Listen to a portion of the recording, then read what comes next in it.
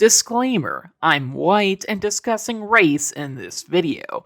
Even though I'm far from an expert on this topic, the movie I'm reviewing has very racial themes, and I can't exactly talk about it effectively unless I bring up race and black identity in particular. I will try and handle this topic with incredible care, but if I mess up, just let me know in the comments.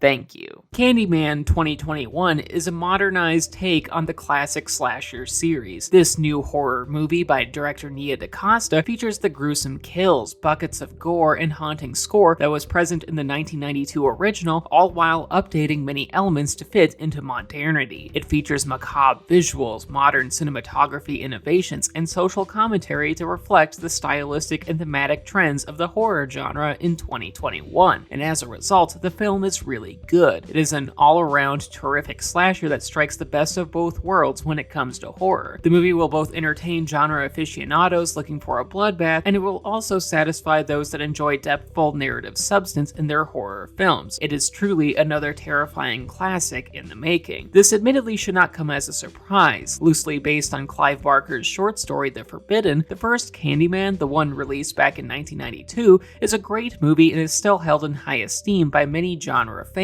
After all, it is creepy, well made, and has deeply political themes about social class and race in Chicago. Set mostly in Cabrini Green, a very real Chicago public housing project where the tenants were mostly African Americans, the movie explored topics revolving around generational trauma inflicted upon African Americans by America's institutions that causes marginalized people to remain impoverished, susceptible to police harassment, and endangered by criminal activity resulting from America's fatally flawed government and economic systems. Yes, the movie is quite heavy like that. Additionally, the original film is about how white folks exploit the aforementioned black trauma and suffering for personal gain. In the movie, graduate student Helen Lyle was making a thesis surrounding the urban legend of Candyman, the spirit of a black man with a hook for a hand that can be summoned by anyone who says Candyman in a mirror 5 times. This summoning usually results in the summoner being brutally murdered, generally in gruesome fashion, or at least that's how the legend goes. Helen views the Candyman myth as fake. When studying the crime scenes and interviewing residents, Helen looks down upon the urban legend as superstitious nonsense. But when the movie's titular villain appears and torments her, she learns too late that the Candyman myth is all too real and that she might become his next victim. The original 1992 movie is quite good, though it admittedly had a problematic element. As a film, the movie places a big emphasis on racial identity, yet the story is told from a white lens. The main character, Helen Lyle, is white, and due to this, the movie, while being good, is framed from a white perspective, whereas these stories should be told by someone who is black. Their narratives and their lived experiences belong to them, after all. Thankfully, the new Candyman corrects this mistake. The film is made with black perspectives in mind. Directed by Nia DaCosta and starring Yahya Abdul-Mateen II in the lead spot, the plot follows Anthony McCoy, a black artist who moves into a gentrified neighborhood with his wife Brianna McCoy. The apartment complex that they're dwelling in was built upon the remnants of Cabrini Green in order to phase out the neighborhood's black community in favor of one that is more white, which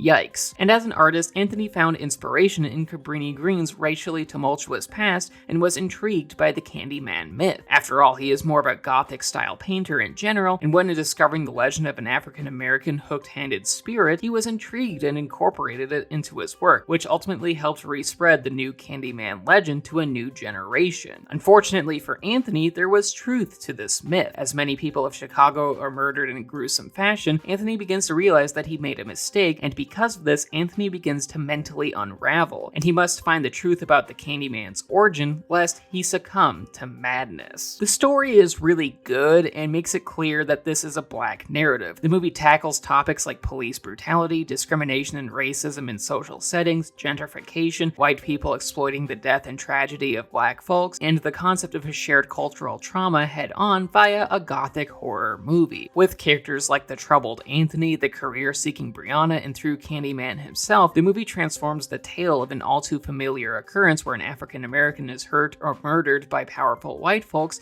into a fable of cultural vengeance. After all, Candyman's new origin, or one of the new origins, it's kind of complicated, is that he was an innocent black man murdered by police. And given how black folks are murdered by the police with exceeding regularity in America, this plot point is understandable to our current moment in time. It is sadly very relatable because it is all too real. In response to these long-standing injustices, Candyman 2021 feels like an artistic catharsis. It is a movie of pent-up anger and frustration regarding this country's long-standing problem with racism, and through its slasher character, the movie dishes out punishment against the perpetrators of racist beliefs, policies, and discrimination. See, most of the Candyman's victims are white folks who have engaged in some racist behavior, some more severe than others, and essentially delivers retribution via meat-hooking their asses like the bunch of racist piglets that they are. No relation. Admittedly, this narrative will challenge potential white viewers, though to be clear, the movie doesn't exactly care for what we think anyway. And like the original 1992 film, the new movie doesn't accommodate the white gaze. If anything, it punctures the delicate airbag of white comfortability by design. But this is a good thing. After all, white folks intentionally or unintentionally hold explicitly racist or racially biased beliefs on some level, and it's good when a movie like Candyman or Jordan Peele's Get Out makes white folks like myself be introspective of our own privilege so that we can be better to confront our own inherent biases. While no one likes being portrayed as the quote-unquote bad guy, the perpetuation of racial intolerance is driven by systemic white supremacy in ways that range from blatant to subtle. Whether it be police violence or restricting access to the ballot box, we the whites are indeed the baddies here, and thus the movie's critique against racist white folks fits. It will make people like me squirm, and the movie is all the better for it. Candyman 2021 is an incredibly well put together film as well. From a cinematography angle, there are many striking visuals. The shots of Chicago's skyline complement the film's gothic tone, the framing of the characters is incredibly meticulous, and the way in which the movie plays with reflections is stunning, both in terms of how mirrors play with your sense of perspective and how they increase a sense of tension. After all, when we see Candyman in a reflection or in the background, but the potential character and victim on screen is unaware, that is a legitimately frightening situation. It is quite scary and haunting in its imagery, which is pretty cool. Being scary is also a descriptor that can be applied to the movie as a whole. From the opening scene alone, the film instills an overwhelming sense of unease that sticks with the viewer throughout the rest of the film. In the movie, there's a pervasive sense that there's something really twisted at work. And sure, the movie's first third is a slow burn that builds and ferments tension, but eventually there is brutal violence that hits you in the gut. Scenes that essentially explode into a crescendo, hitting your animalistic fight or flight brain like the horror version of a punchline. The movie is quite effective like that. Admittedly, Candyman 2021 has some problems. Some of the special effects are spotty, and the thematic messaging is pretty blunt and on the nose, though these two issues are quite forgivable. In terms of the special effects, occasional fakery comes with the horror genre territory, and when it comes to thematically obvious themes, subtlety is overrated when you can hit these themes on the head over and over again. Whatever the case, both of these flaws are forgivable, but what's less forgivable is that there is a minor disconnect between the movie's themes and its violence. By the end, the movie details how the legend of Candyman is about black retribution, but this thematic point wasn't all that clear until reaching the conclusion. Throughout the course of the movie, I viewed Candyman as less of a vengeful spirit and more as a serial killing entity that just so happened to target racist assholes. I interpreted it as tangentially related rather than explicitly intertwined, and for a movie that otherwise wears its themes on its sleeves in bold letters,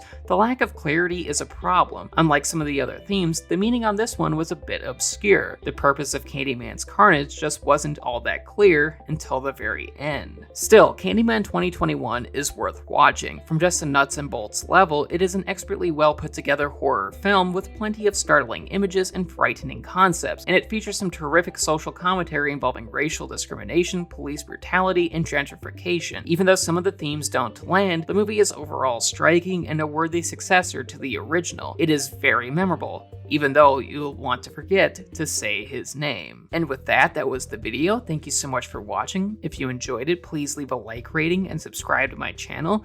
Ring the bell so that you're notified for whenever I release a new video. Also, please consider leaving a comment telling me what you think of Candyman and horror in general. Additionally, come check out my Patreon page. The link is in the description. And speaking of Patreon, I just want to thank my patrons, especially David, Samantha, Devlin, and Mom. Thank you so much for supporting what I do. Love y'all.